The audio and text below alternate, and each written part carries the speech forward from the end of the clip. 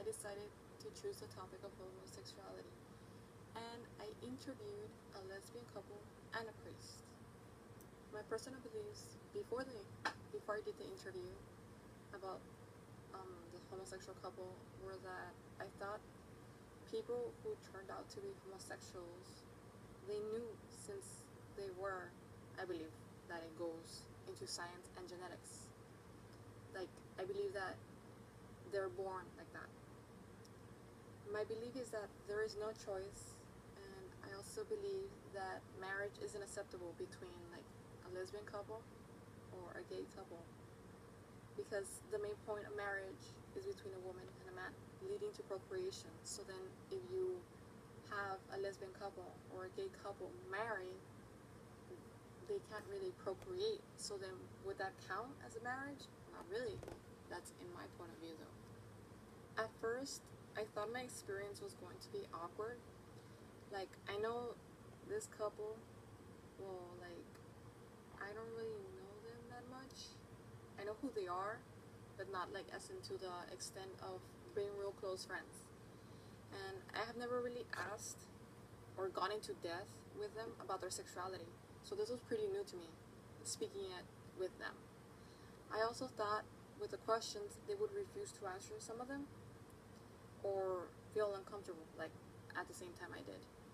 I wasn't quite sure if they were going to answer the questions my friends and I came up with, but I did though wish that we could have recorded them.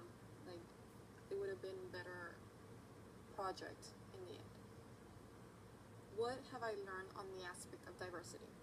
I have learned that here in Laredo we don't have that much aspect of diversity. I mean, like race, sexual orientation, culture, and well, it's not really open, like I said, into sexual orientation. And the couple stated in the interview how they don't display public affection because they don't want to be like those other couples that get judged.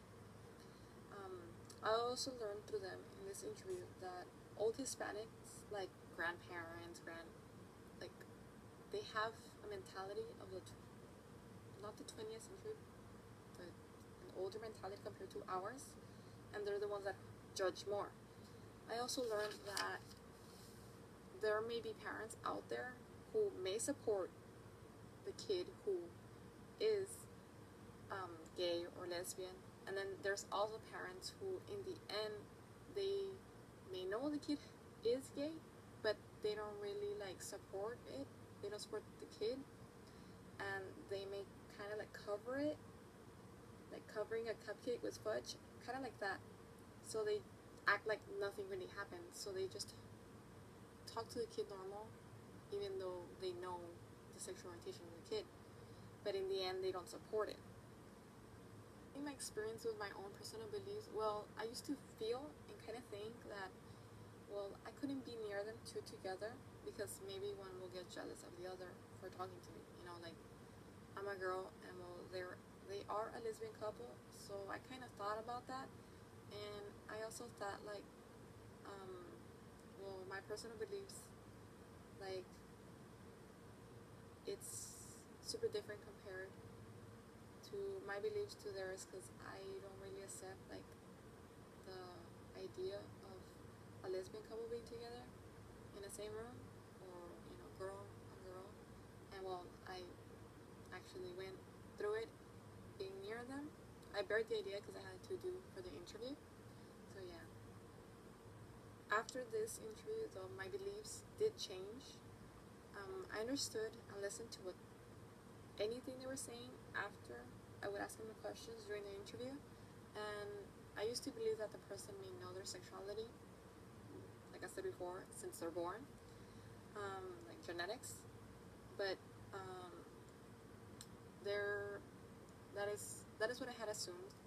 Though one of the girls said she hadn't known yet till she was like at the age where you decide, okay, well, I like boys or I like girls. Like that stage of when you're a little kid, when you find out, oh, like, ew, boys, but then afterwards you're actually interested in them. That's when she actually found out.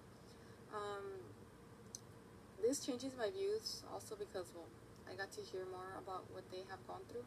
And one has said that she wasn't really sure about it. Like, she had questioned it, but it was to high school, and that's when she actually met her girlfriend, which is the couple that we interviewed, and that's when she realized, okay, well, yeah, she is a lesbian. So then this changes my whole perspective and then about what I had said before. Like, I believed it was because of genetics. That's how someone knows they're homosexuals. But then hearing this perspective about an actual lesbian couple, well, this changes my perspective into knowing that, well, maybe it doesn't always have to come up to genetics. Maybe it's up to the kid is at a certain age, even little kid, teenager, or older person, like the father of the Kardashians, of Kylie Jenner and Kendall Jenner. So I guess it varies. And I also got to hear more about what they have gone through. And one has said that when she was in high school, one of her best friends just stopped talking to her. And like I had described in my autobiography, my so-called friends had stopped talking to me because of this supposed rumor. I can relate to it because I went through it. I went through that event, though my situation was a rumor. But as for the couple that we had interviewed, it was actually their sexual orientation was matching to what the people have and had said out there. And well, this made me realize, though they may have different likes than I do, they both, in the end, they're human beings. First of all, when did you know you were interested in the same sex? You go first. Used to have like little, I guess at that age when everyone starts liking each other, like in elementary school. Yeah. Me? I don't know. I always had my doubts, but I wasn't for sure.